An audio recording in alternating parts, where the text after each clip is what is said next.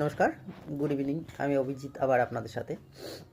তো আজকের যা পরিস্থিতি গেল ধর্মতলায় ডিএ আন্দোলনকারীরা, মানে সরকারি কর্মচারী, আশাকর্মীরা ছিলেন, যত ধরনের সরকারি কর্মী ছিলেন, মোটামুটি 50টা সংগঠন আজকে প্রেজেন্ট ছিল। আমরাই দুর্ভাগ্য, আমরা যেতে পারিনি, নাইট ডিউটি ছিল বলে।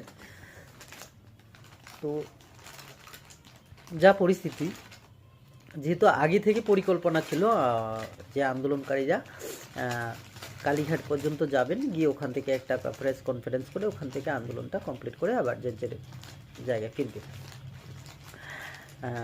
এত ভয়ের জন্য কলকাতার মধ্যেই কলকাতা ডিসি ওখানটায় ব্যারিকেড দিয়ে দিয়েছে। প্রথম ব্যারিকেড, দ্বিতীয় ব্যারিকেড, তৃতীয় ব্যারিকেড, 3টে ব্যারিকেড দেওয়া হয়েছে। তার মধ্যে পুলিশ বড় বড় গাড়ি নিয়ে এসে, পিজন ভ্যান নিয়ে এসে ধরার জন্য। সরকারি কর্মচারীরা সেই টুপে আসেনি।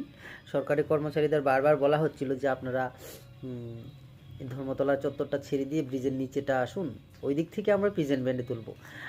যাই হোক, ভাস্কর দাদাদের, মলয় দাদাদের অনেক অনেক ধন্যবাদ। বা যারা সংগঠনের হয়ে না আন্দোলন করছেন, সংগঠনের নেতৃত্ব দিচ্ছেন, ওনারা ওই টুকটা গিলেননি।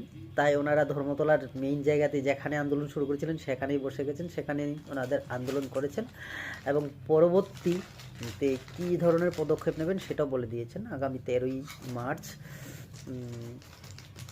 13ই মার্চ এরকম একটা বলেছেন দাদা, যে সাময়িক ধর্মঘটের একটা কথা বলেছেন দাদা, ধর্মঘটে যেতে পারে।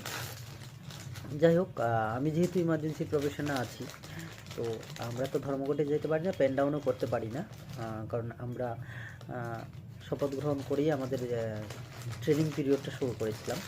তো আমাদের দ্বারা পেন ডাউন করাটাও সম্ভব না, ধর্মঘটে যাওয়াটাও সম্ভব না। তাও আমরা এই আন্দোলনে দিয়ে আন্দোলনকারী দাদাদের সাথে বা সংগঠনগুলোর সাথে আছি।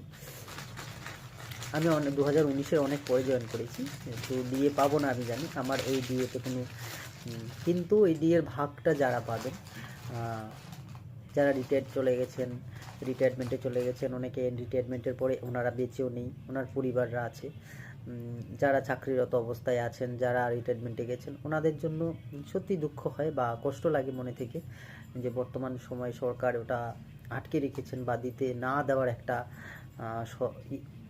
মানে দৃষ্টিভঙ্গি দেখাচ্ছে।